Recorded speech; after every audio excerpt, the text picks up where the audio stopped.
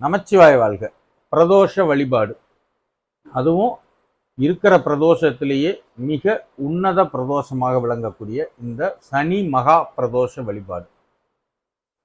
எல்லாருக்கும் மனசுல நானும் தான் கோயிலுக்கு போறேன், அதை ஏகப்பட்ட பிரதோஷத்துக்கு போறேன், ஏதோ போயிட்டு வந்தா ஒரு மனசு திருப்தி கிடைக்கிற ஒழிய என்னது பிரச்சனைகள் என்னது விஷயங்கள்லாம் சரியா எனக்கு இன்னும் அதுக்கு ஒரு முடிவு கிடைக்காமலே சுத்திட்டே இருக்கேன் அப்படிங்கிறவங்களுக்கு எப்படி பிரதோஷ வழிபாடுன்றத நம்ம சரியா செய்யறது?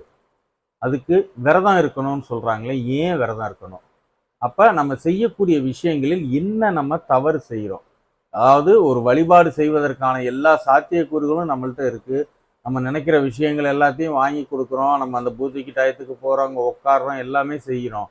ஆனா நம்ம ஏன் இது எல்லாமே செஞ்சும் நம்மளுக்கு முழுமையான ஒரு பலன் கிடைக்க மாட்டேங்குது அப்படிங்கிறதுக்கு ஒரு விளக்கமாக நமது யூடியூப் சேனல்ல இந்த பிரதோஷ வழிபாடை எப்படி நிகழ்த்தினால் முழு பயனை நாம் அடைய முடியும், அதற்கான அறிவியல் பூர்வமான விளக்கங்களும், அதில் உண்மையாக நாம் என்ன செய்கிறோம், அதை எப்படி மாற்ற வேண்டும் என்ற விஷயங்களையும் மிக தெளிவாக ஒரு வீடியோவாக போட்டிருக்கோம். நீங்கள் போய் நம்ம யூடியூப் சேனலில் அந்த வீடியோவை பாருங்கள். அதுக்கப்புறம் அதில் இருக்க சில நடைமுறைகளை நீங்கள் கடைபிடித்து நீங்கள் அந்த பிரதோஷ வழிபாடை செய்து பாருங்கள்.